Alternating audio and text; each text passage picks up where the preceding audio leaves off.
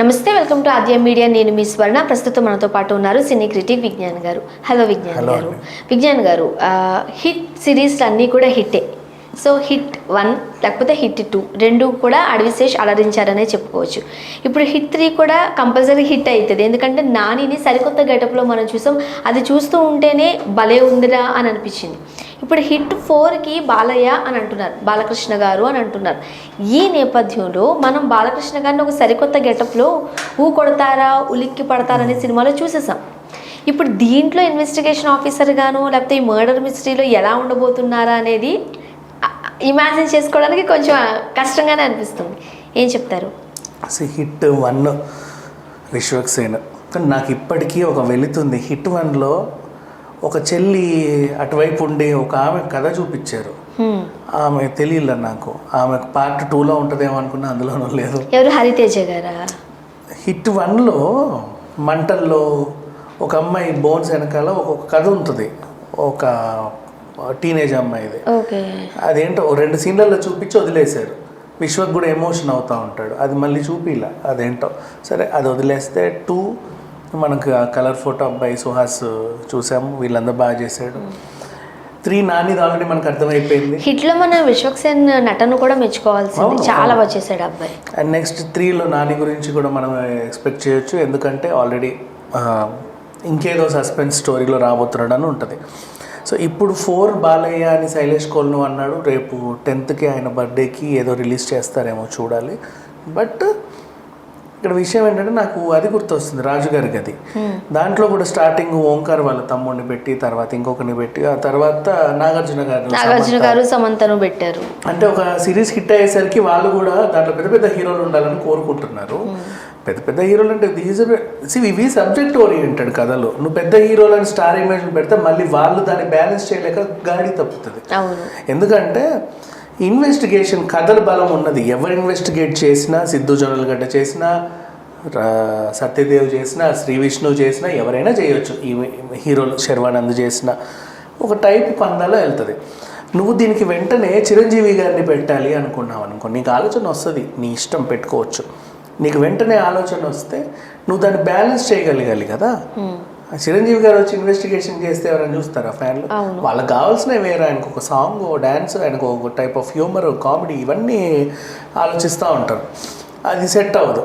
But వీళ్ళు ఏంటంటే భారీతనం ఇంకా ఇంకా ఇంకా పెంచితే బాగుండనే కోణంలో ఆలోచిస్తారు. బట్ ఈ డెసిషన్ నిజంగా బాగుంటుంది. బాలయ్య గారిని మనం ఆల్రెడీ చూసాము, విశ్వక్సేన్కి మంచి ఫ్రెండ్ అయ్యాడు, అడవిశేష్కి కూడా మంచి ఫ్రెండ్ అయ్యాడు. అంటే మొన్న షో, దాని తర్వాత కూడా వీళ్ళ సినిమాకి ఆయన ప్రమోట్ చేశాడు, వచ్చి రివ్యూ ఇచ్చాడు, చాలా బాగుంది మీరు చూడండి అని చెప్పారు. అంతవరకు కూడా ఓకే, మనం అవన్నీ చూసాము.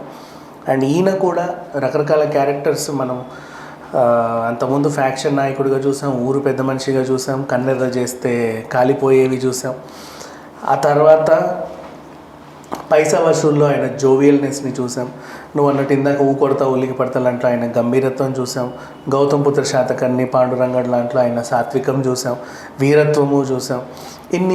అన్నీ చూసాం కాబట్టి దీంట్లోకి ఇన్వెస్టిగేషన్ ఆఫీసర్ కూడా బాగా చేయగలడు అని అనిపిస్తుంది. అంతవరకు ఓకే. కాకపోతే బాలకృష్ణ గారు అని వచ్చేసారు అనుకోండి కథలోకి, మొత్తం దాని అంతా మారిపోదు. దానికి తగ్గ ఒక కథ ఉండాలి, హీరోస్ కాబట్టి అప్పుడప్పుడు జరిగిన స్టోరీలు వేస్తున్నారు. మేము బాలయ్య గారు ఉంటే ఎప్పటి నుంచో ఇన్వెస్టిగేట్ అవ్వక పడిన కేసుని ఓపెన్ చేయొచ్చు కూడా. అవును. బట్ ఇక్కడ ఇంకోటి తెలుసా, యంగ్ హీరోస్ కాబట్టి ఒక మంచి హీరోయిన్ పెట్టేసి చిన్న రొమాన్స్ టచ్ ఇచ్చేసి కథను అలా తీసుకెళ్ళిపోతున్నారు. బట్ బాలకృష్ణ గారు వచ్చేసరికి మాత్రం కథ అలా వెళ్ళదు, ఏవేవేవో చేంజెస్ ఉంటాయి. వీళ్ళు ఎంచుకున్న కథ ఏంటంటే, ఇప్పుడు మనకు వచ్చిన న్యూస్ ఏంటంటే, స్టార్టింగ్ ఈయన యంగ్ జనరేషన్లో ఉన్నప్పుడు ఎప్పుడు అక్కడ ఒక కేసు ఉండిపోతుంది. ఆ తర్వాత ఆ కేసుని క్లోజ్ చేసేస్తారు. వీళ్ళకి చాలా ఏళ్ళ తర్వాత ఈయన తిరుగుతూ ఉంటే బాగున్నారా అయ్యా ఇది మీరా అంటే ఇలా మొహం చూడు రసయించుకుంటారు వాళ్ళు. మీరు ట్రాన్స్ఫర్ అయ్యి మీరు వెళ్ళిపోయారు, మీరున్న రోజులు మా కేసు అయింది, తర్వాత దాన్ని ఎవరూ పట్టించుకోలేదు, అందరూ ఇంతేలేండి అయ్యా పర్లేదులేండి మీరు బాగుండండి అని వాళ్ళు వెళ్ళిపోతారనమాట. అదేంటి అని చెప్పి చాలా కాలం తర్వాత 15 ఏళ్ల క్రితం కేసుని మళ్ళీ రీఓపెన్ చేసి, అప్పటికి బాడీ ఉండదు, దాని సాక్ష్యాలు ఉండవు, ఏమీ ఉండవు. అయినా సరే చిన్న చిన్న క్లూస్ని పట్టుకొని దాన్ని ఛేదించి సాల్వ్ చేసే కేసు అని చెప్పేసి న్యూస్ వస్తుంది. అంటే వినడానికి థ్రిల్లింగ్గా బాగానే ఉంది. ఏదైనా సస్పెన్స్ థ్రిల్లర్స్ పందా ఒకటే. ఇప్పుడు నిన్నటి మన చక్రవ్యూహం పందా కూడా ఒకటే. ఏదో ఒక మర్డర్ మిస్టరీ ఉంటుంది, దాన్ని ఛేదించుకోవాలి. కాకపోతే ఆ డీలింగ్ ట్రీట్మెంట్ ఏదైతే ఉందో చివరి వరకు మనల్ని కూర్చోపెట్టగలిగితే చాలా, అంతకుమించి ఇంకేముండదు. కాకపోతే ఇక్కడ పెద్ద హీరోలు చిన్న హీరోలు అనేసరికి ముఖ్యంగా ఇలాంటి కథల దగ్గర ఆ డిఫరెన్స్ వచ్చేస్తుంది. ఎందుకంటే ఇంతకుముందు మీకు అదే చెప్పాను, ఒక చిన్న హీరోని పెట్టి ఒక హీరోయిన్ పెట్టి కొంచెం రొమాన్స్ పెట్టి అది కథ అంతే, వాళ్ళిద్దరిది వెనక నుంచి ఇన్వెస్టిగేషన్ సాగుతూ ఉంటుంది. ఇప్పుడు అదే మనం బాలకృష్ణ గారిని తీసుకొచ్చామనుకోండి, అలా ప్లెయిన్గా సాగనివ్వలేరు. దానికి ఒక ఫ్లాష్ బ్యాక్ లేకపోతే ఇంకోటి ఏదో ఒకటి ఉంటేనే మనం బాలకృష్ణ గారిని చూడగలం, లేకపోతే కథ తేలిపోదు. అదే దాన్ని బట్టి ఆలోచిస్తుంటే సేమ్ అనిపిస్తుంది. ఇంకా ఓవరాల్గా చూస్తే మాత్రం దీంట్లో ఫైట్లు భారీగా పెట్టే అవకాశం ఉందని చూపిస్తున్నారు. ఫైట్లు కంపల్సరీ పెట్టాలి. బాలకృష్ణ మారిపోతుంది మొత్తం. కానీ హిట్ సిరీస్ కి ఫైట్లు సెట్ అవ్వవు కదా. సస్పెన్స్ థ్రిల్లర్ అంటే సస్పెన్స్ థ్రిల్లరే. దాంట్లో నువ్వు ఇవన్నీ పెడితే మనకు తెలిసిపోతుంది కథ ఏంటో. సైలెంట్ గా వెళ్ళాలి. క్లైమాక్స్ ప్రీ క్లైమాక్స్ మన సుశాంత్ అట్లాగే తెలిసాడు. దాంట్లో కూడా అసలు యాక్చువల్ గా నాకు అసలు సస్పెన్స్ థ్రిల్లర్ బాగా నచ్చింది. అంటే ట్రైలర్ తోనే ఆకట్టుకుంది. ఏది ముక్కలు అమ్మాయి బాడీ కనబడి అయ్యో పాపం అనుకున్నాం. మరి ఒక్కో పార్ట్ ఒక్కొక్కరిది అనగానే కదా కథ లేచింది. అంటే సుహాస్ని మనం అసలు అనుకోలేదు. బట్ అట్లా ట్విస్ట్ ఏదో పెట్టి ప్రీ క్లైమాక్స్ నుంచి క్లైమాక్స్ వరకు మనల్ని కూర్చోబెట్టింది. ఎంత బ్లడ్ చూపించారో బాబోయ్. దానికే వాళ్ళ ఇట్స్ ఓకే, నాట్ బ్యాడ్. ఆ బ్లడ్ వల్లనే మనం కొంచెం రేటింగ్ తగ్గించుకున్నాం. కానీ అండ్ ఇంకొకటి కూడా మాత్రం బాబోయ్ ఏమంటారు, ఇక టికెట్లు తీసుకుని సినిమాకి వెళ్ళాము, నేను తిన్ను బుడ్డోడు. అక్కడికి వెళ్ళాక ఈ ఏజ్ పిల్లలు రావడానికి వీలేదని తోసేసారు బయట.